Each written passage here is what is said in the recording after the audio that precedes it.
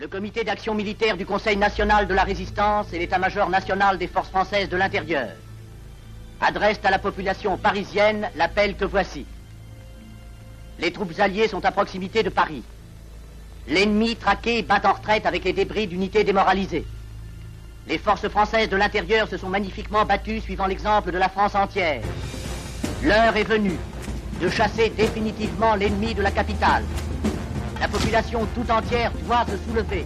Des Parisiens abattent des arbres, construisent des barricades avec des sacs de sable et des pavés. Souvenirs anciens d'une tradition révolutionnaire à laquelle hommes, femmes et enfants veulent participer.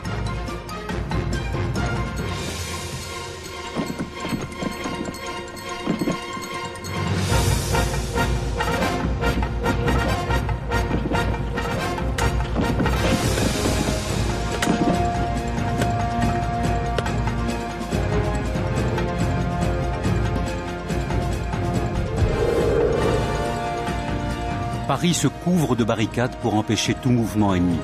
La population est de plus en plus nombreuse à prendre part à la lutte.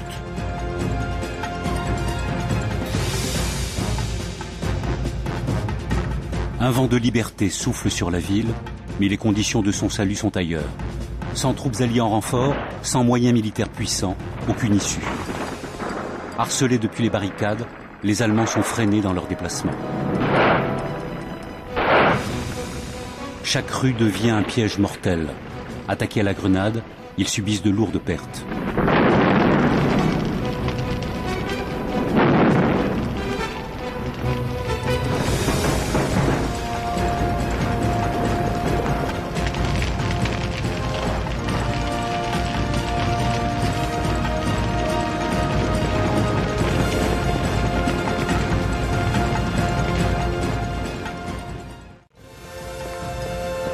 À partir du 21 août, sortent librement les journaux de la résistance.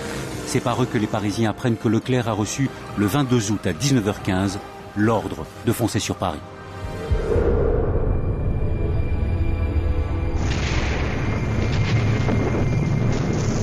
Le 23 août, Hitler ordonne à von Choltitz « Les ponts sur la Seine seront préparés pour être démolis.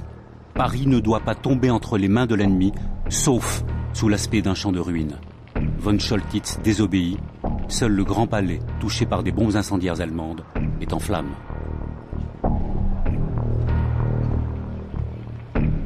C'est une guerre de position. Derrière leurs barricades, les insurgés attendent l'arrivée de la 2e DB de Leclerc.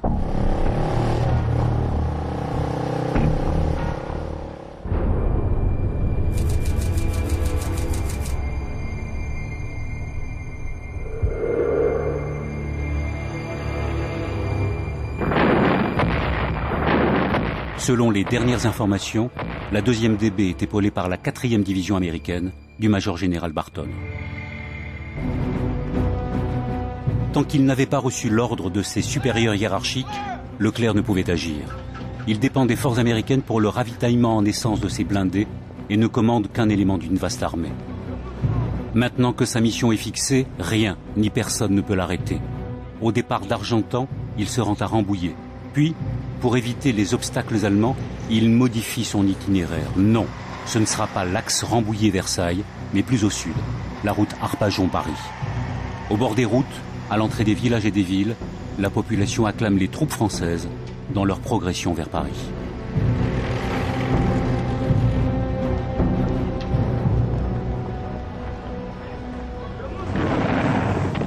En plein cœur de Paris, j'ai vu 2 chars de la division Leclerc, avant-garde de l'armée de la Libération. Les chars Leclerc sont à l'hôtel de ville. Paris est libéré. La foule acclame les héros qui ont chassé le boss de la capitale. Le gros bourdon de Notre-Dame sonne, toutes les églises carillonnent, l'électricité rétablie, les fenêtres s'éclairent. C'est une soirée inoubliable d'émotion et de fierté.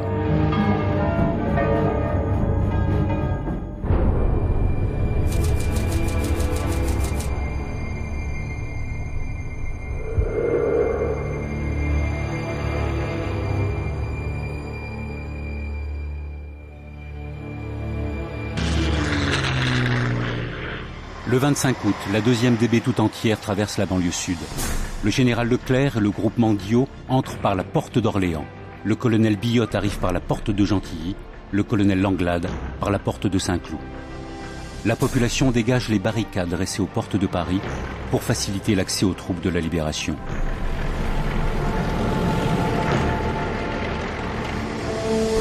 Le général Leclerc et à ses côtés Jacques Chaban-Delmas, délégué militaire de la résistance intérieure, fixent leur plan de route. Le quartier général de la 2e DB est établi à la gare Montparnasse.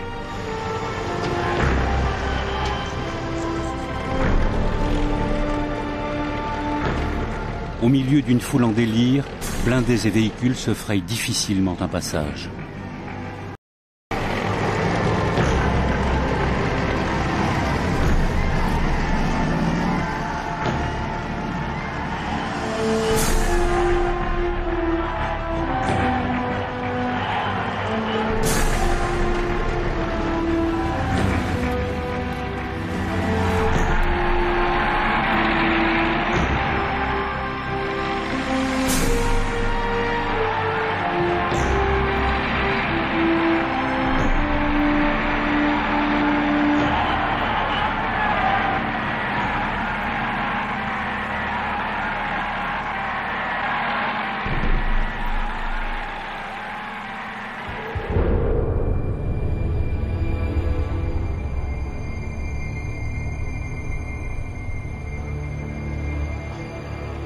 Après avoir atteint l'hôtel de ville et fraternisé un court instant avec les hommes et femmes de la rue, les unités de Leclerc programment la difficile manœuvre de réduire les plus solides points d'appui allemands.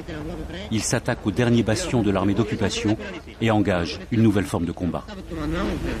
Nous donnez votre petit adjoint 2 chars de ce côté et un char de l'autre. Parmi ces objectifs, le central téléphonique des archives, situé non loin de là.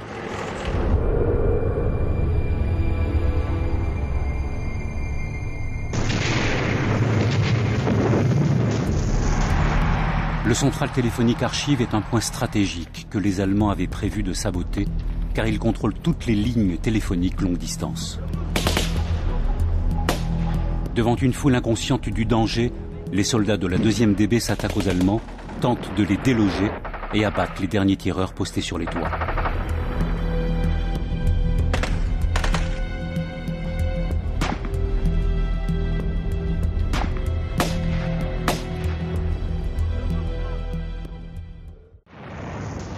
C'est un scénario identique place de l'Opéra contre les positions allemandes qui défendent pour l'ultime fois le quartier et les abords de la Kommandantur, symbole de 4 années de terreur et de privation.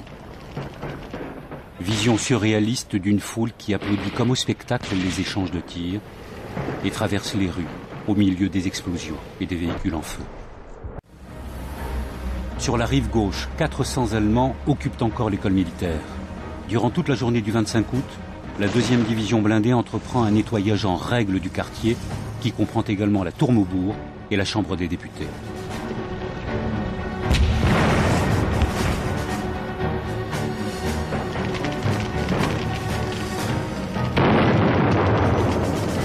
La lutte est farouche car les Allemands sont fermement décidés à tenir cette position le plus longtemps possible.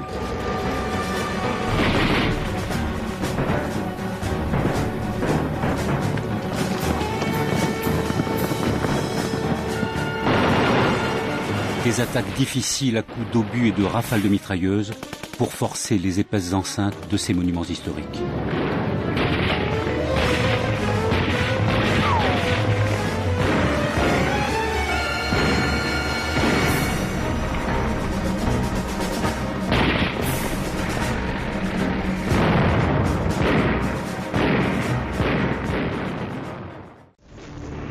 Jusqu'au 25 août, la tour Eiffel est un point de vue imprenable pour les Allemands qui ont posté des mitrailleuses lourdes sur sa première plateforme et défendent l'accès du pont d'Iéna en contrebas.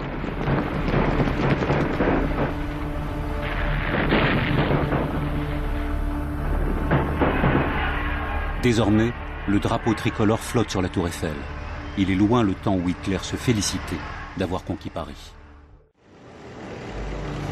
De l'autre côté de la Seine, le groupement du colonel Langlade atteint la place de l'Étoile à 14h, non sans mal.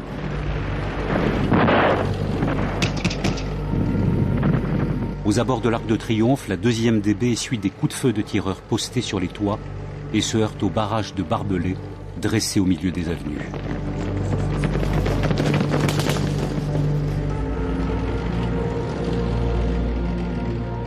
Des nids de résistance allemande infestent le secteur, notamment à proximité de l'hôtel Majestic, où siégeait jusqu'alors le commandement administratif de la Wehrmacht à Paris. Situation identique à l'école militaire, obligation est faite pour Langlade et ses hommes d'employer les armes lourdes.